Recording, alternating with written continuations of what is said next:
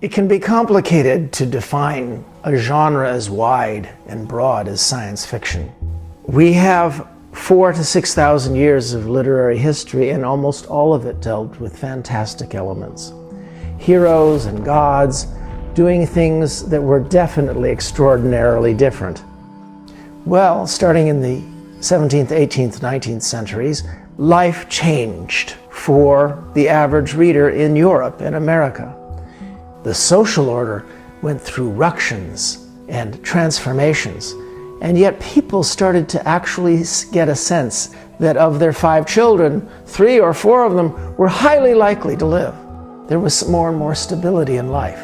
And so you started seeing so-called mainstream literature focus in on daily life. Now, that didn't mean fantasy went away.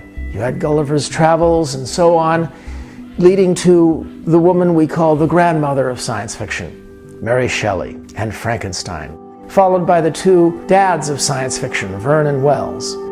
Clearly what they did was science fiction. Science and technology drove and propelled what they were talking about. And yet, the older tradition of fantasy continued. They go to the same section of the bookstore, fantasy and science fiction. Yet much is said about the difference between these genres. Science fiction breaks with the old tradition of Homer and Achilles and all those legends because they were largely about demigods and gods and uber beings, Nietzschean uber beings, where science fiction started talking instead about us. It started saying, all right, the main character here is above average, but only above average, not a god. And the crew and team that he or she puts together is going to do something marvelous using tools that some other team could replicate, some other group will replicate. It's the notion that is in science fiction that the premise might change, the basics of life might change. Mortality as home entertainment? This cannot be the future! Can it? So you see what I was mentioning earlier, that society was starting to change over the course of a single person's generation. Your son might enter a profession that you had never even heard of. Your daughter might take for granted social mores that would have been shocking to your mother. The fundamental premise of science fiction violates the premise of fantasy and comics, going back to Homer. And the premise is children can learn from the mistakes of their parents. You notice I said can, not will they. Because science fiction is very good at developing what's called the self-preventing prophecy, the dire warning. On the Beach, or Dr. Strangelove, Soylent Green, Silent Spring, George Orwell's 1984. These were all terrifying stories that had the purpose, and they achieved it, of frightening millions of readers or viewers into deciding they are going to expend some of their effort for the rest of their life to making sure that this failure mode won't happen.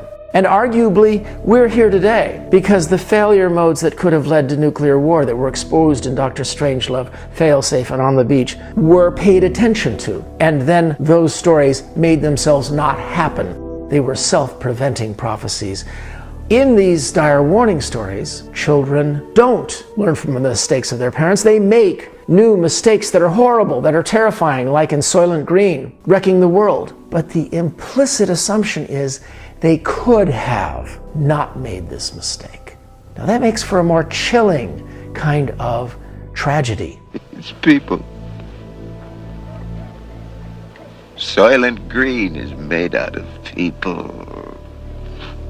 In the Poetics, Aristotle defines tragedy as being typified by the play Oedipus, where Oedipus is doomed from the beginning of the play to follow a path that cannot be avoided. Now, when you watch Oedipus follow this foredoomed path, you weep because it's meant to extol, to draw sympathy from you, and the play is still fantastically effective. But a modern person raised on science fiction is tempted to leap on the stage, put a bullet in poor Oedipus's head, and then go hunting gods for having done this. Anybody else want to negotiate?